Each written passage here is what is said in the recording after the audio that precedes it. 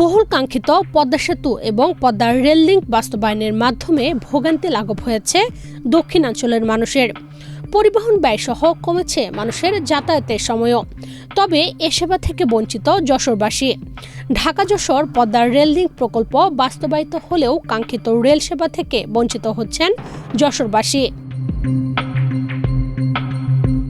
সরাসরি রেল সংযোগ না থাকায় শহর থেকে ২০ কিলোমিটার দূরের স্টেশনে গিয়ে ঢাকা রুটের ট্রেন ধরতে হয় এ অঞ্চলের মানুষকে।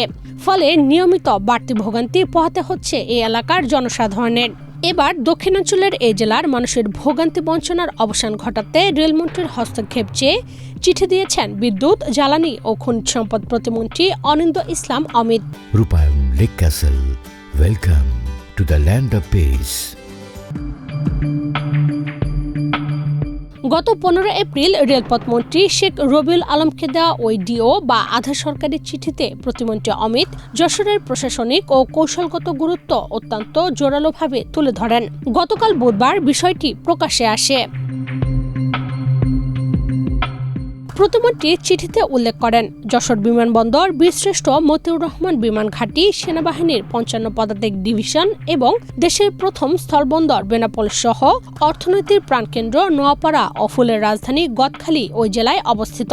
২০১৬ সালে পদ্মা সেতু রেল সংযোগ প্রকল্প গৃহীত হলেও বিগত সরকারের আমলে যশোর সদরকে রহস্যজনকভাবে এই প্রকল্পের মূল পরিকল্পনার বাইরে রাখা হয়েছিল। শহর থেকে ২০ কিলোমিটার দূরে পদ্মা বিলায় গিয়ে ট্রেন ধরার পরিকল্পনায় যশোরবাসী বিক্ষুব্ধ হয়ে উঠেছিল। যদিও বর্তমানে বেনাপোল রুটে একটি ট্রেন দেওয়া হয়েছে, কিন্তু তা কাঙ্ক্ষিত সময়ে চলাচল না করায় সাধারণ মানুষের দুর্ভোগ কমেনি। তাই শুরু থেকে সিঙ্গিয়ারা জংশনের পরিবর্তে যশোর জংশন থেকে ঢাকা রুটে ট্রেন চলাচলের দাবি তাদের।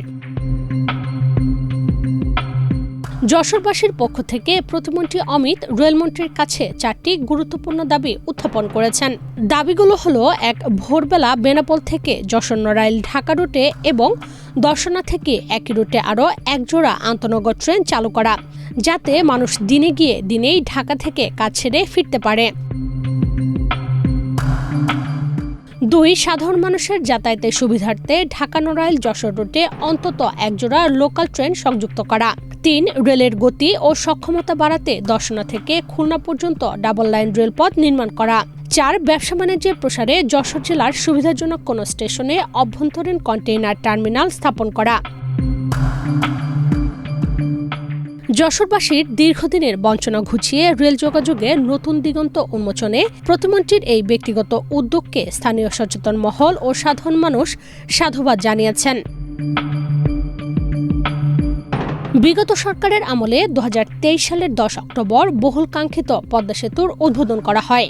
ট্রেন চালু হওয়াতে যশোর থেকে ঢাকার দূরত্ব কমেছে ১৯৩ কিলোমিটার। এই রেল লিঙ্ক প্রকল্পে যশোর থেকে মাত্র ৩ ঘন্টায় ঢাকায় পৌঁছানো সম্ভব। ডেস্ক রিপোর্ট, বাংলাদেশ প্রতিদিন।